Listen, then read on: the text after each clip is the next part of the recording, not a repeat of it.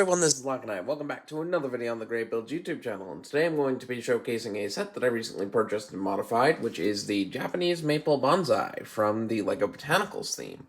Now, as you may know, I do a lot of playset reviews and custom builds on this channel, but I do like Japanese maples in real life, and I'm attempting to grow some at the greenhouse I work at, and thus when I saw this, I decided to finally pick it up. This will retail, and you can find it in stores for about $60 US, so it's not an expensive product, and what you get here is pretty cool. So let me go through the actual set, and I'll show you the modifications I've made as we go along. So starting with the leaves here, you can see that these leaves are basically just the palm tree elements, with these little tiny leaf pieces attached to it, which are actually new for this set, and they're getting used in a couple of sets that are scheduled to come out next January as well, so kind of a cool piece. And if you combine all these different colors of the red, reddish-orange, and orange leaves together, you do get this very cool look that kind of replicates what the Japanese maples look like, at least best you can do in this scale of LEGO. Now, the one thing I will say I'm not a big fan of is all of the gray pieces used for these different pieces, like the propeller blades and the ball joints holding these leaves in place. Now, I know other companies do recolor ball joints. I know LEGO chooses not to, but I may look into getting some ball joints from other companies that make them in the right color in the future. And while LEGO does make the propeller blade in red, I only had one in my collection, so I couldn't basically change this out if I wanted to. So that's really my only complaint about the set, but from a distance, you really don't notice it as much. What I really like about this set, though, is the way the trunk is designed. Perfectly captures that like big curve that you normally see in Japanese maples, and I like that they've used different varieties of pieces, including dragon horns, inside of the trunk to make it look more interesting with its shapes. And of course, there's multiple different branches that you could technically pose around a little bit to get a little bit of different dynamic posing out of this, but overall I'm a pretty big fan of how this looks.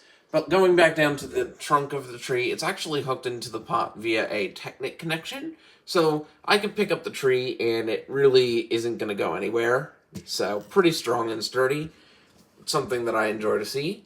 And I like how the roots are designed using a bunch of different studs on top techniques and a bunch of different other pieces like macaroni tubes to represent the roots going into the ground.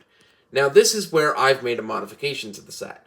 The original set features a moss and grass covered area on the bottom of the pot, but I wasn't a big fan of that, so I combined some of my own pieces from my collection to expand the roots a little bit and also to create a little like pebble section on the actual pot for the bonsai here. And I think I did a pretty good job with it. It uses a different variety of different colored grays for studs and 1x1 round tiles.